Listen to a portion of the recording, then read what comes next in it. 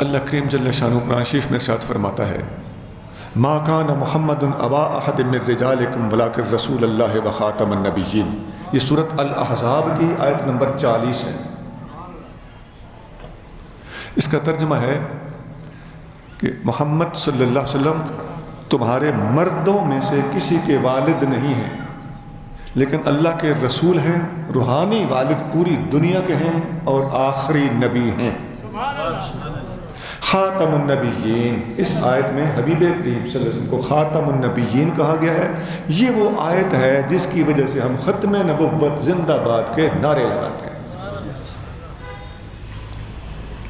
ہم سے کوئی پوچھے ختم نبوت کا نعرہ کیوں لگاتے ہو؟ اس لیے کہ قرآن نے آقا کریم کو خاتم النبیین قرار دیا ہے۔ میں نے جو خطبے میں آیت پڑھی تھی اس آیت کا ترجمہ ہے الیوم اکملت لکم دینکم۔ اللہ کریم فرماتا ہے آج ہم نے تمہارے لیے تمہارا دین مکمل کر دیا۔ واتممت علیکم نعمتی، اپنی نعمت تمہارے اوپر تمام کر دی۔ وردیت لکم الاسلام دینا، اور تمہارے دین مکمل کرنے کے بعد اس کا نام بھی رکھ دیا، تمہارے دین کا نام اسلام ہے، ہم دین کے اسلام ہونے پر راضی ہیں۔ اس آیت میں جو دین کے مکمل ہونے کا اعلان کیا گیا ہے یہ بھی ختم نبوت کا ہی اعلان ہے۔ اسی طرح ایک اور آیت میں اللہ کریم حبیب کریم صلی اللہ علیہ وسلم کے بارے میں ارشاد فرماتا ہے قل یا ایھا الناس انی رسول اللہ الیکم جمیعا۔ اے محبوب اعلان فرما دیجئے اے پوری دنیا کے لوگوں، میں تم سب کی طرف اللہ کا رسول بن کے آیا ہوں۔ نبی کی ضرورت کیوں ہوتی ہے؟ اگر پہلے والا نبی کسی قوم کا نبی ہو، محدود نبی ہے، کسی علاقے کا نبی ہو، نبوت محدود ہے، کسی بولی بولنے والوں کا نبی ہو، پنجاب کی بولی بولتا ہے، صرف براہویوں کا نبی ہے، صرف بلوچوں کا نبی، ایسا نہیں۔ اے لوگوں میں سب کا نبی اور سب کا رسول ہوں۔ جب آقا سب کے رسول ہیں تو دنیا کا کوئی علاقہ، کوئی قوم، کوئی ملک، کوئی بولی ایسی نہیں جس تک آقا کا پیغام اللہ نے پہنچانا نہ ہو۔ جب آپ ساری کائنات کے نبی ہیں تو پوری دنیا کو جب آقا نے اپنی لپیٹ میں لے لیا، پھر کوئی گوشہ خالی نہیں ہے جس کو فل اپ کرنے کے لیے، بھرنے کے لیے کسی نبی نے آنا ہے۔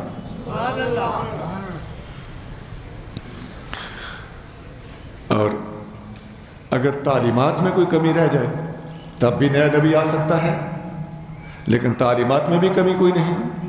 فرمایا الیوم اکملت لکم دینکم، آج ہم نے دین کو مکمل کر دیا ہے۔ دین آقا نے مکمل کر دیا، کسی نئے نبی کی ضرورت باقی نہیں۔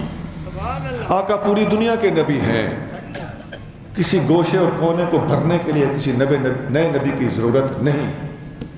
اس لیے یہ اعلان دائیں بائیں اور قرآن کی دوسری آیات کی سپورٹ کے ساتھ حتمی طور پر اللہ تعالیٰ نے لانچ کر دیا ما کان محمد ابا احد من رجالکم ولکن رسول اللہ وخاتم النبیین، میرا محبوب سب سے آخری نبی ہے۔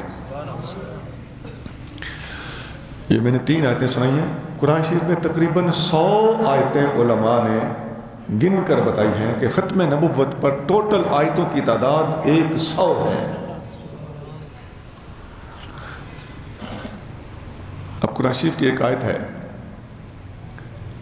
کہ الذین یؤمنون بما انزل الیک وما انزل من قبلک، یہ پہلا ہی سپارہ ہے، پہلا ہی صفحہ ہے۔ اللہ کریم فرماتا ہے کہ متقی کون ہیں، ایمان والے کون ہیں؟ فرمایا وہ ہیں اے محبوب جو آپ پر نازل ہوا ہے اس پر بھی ایمان لاتے ہیں، جو آپ سے پہلے نازل ہوا ہے اس پر بھی ایمان لاتے ہیں۔ اب آیت سنیے، الذین یؤمنون بما انزل الیک، محبوب ایمان والے وہ ہیں جو آپ پر نازل ہونے والے کو مانتے ہیں۔ حضور پر کیا نازل ہوا؟ قرآن۔ وما انزل من قبلک، اے محبوب جو آپ سے پہلے نازل ہوا اس کو بھی مانتے ہیں۔ پہلے کیا نازل ہوا؟